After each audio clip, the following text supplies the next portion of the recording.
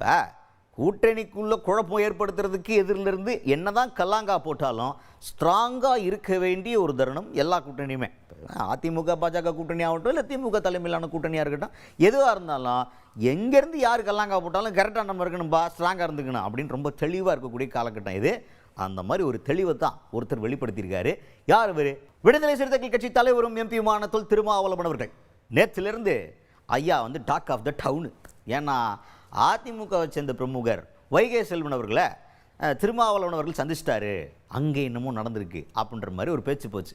அதுக்கு வைகை செல்வன் அவர்களும் எப்படி ரியாக்ட் பண்ணியிருந்தாருன்னா, அங்கே கூடிய சீக்கிரத்தில் ஒரு கலவரம் நடக்க போகுது, அவ்வளவுதான் என்னால் சொல்ல முடியும், அதுக்கான ஆரம்ப கட்டம் தான் அப்படின்ற மாதிரி சூசகமாக 4 கருத்து சொல்லிட்டு போயிட்டார். இதை சொன்னோன்னா திருமாவளவன் அவர்கள் வைகை செல்வன் அவர்களை சந்தித்து என்ன பேசிக்கிட்டாரு அப்படின்னு நமக்குலாம் ஆர்வம் தாங்கலை.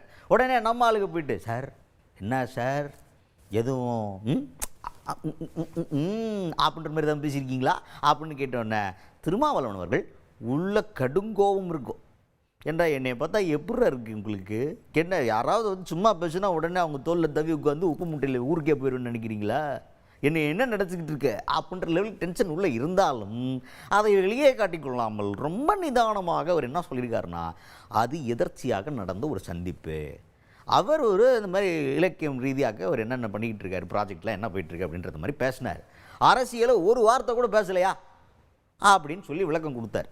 ஆனால் நம்ம ஆளுகிட்ட வைகை செல்வன் அவர்கள் என்ன சொன்னார், அது இருக்கல்லையா?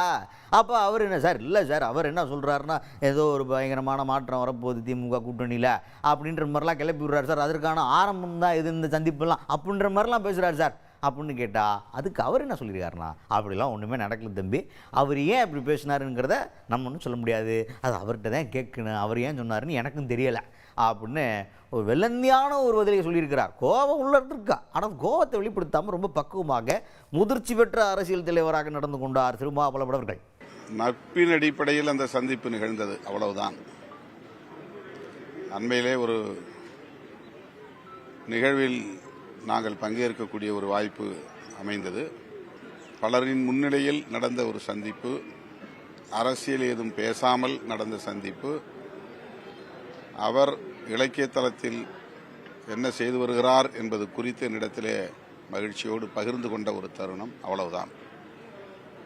அவரும் அரசியல் பேசவில்லை, நானும் அரசியல் பேசவில்லை.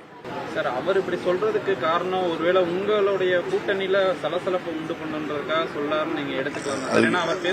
அது எனக்கு தெரியாது, அவர் ஏன் அப்படி சொன்னாருன்னு தெரியல. அதுக்கு அவர் தான் மீண்டும் விளக்கம் சொல்லணும்.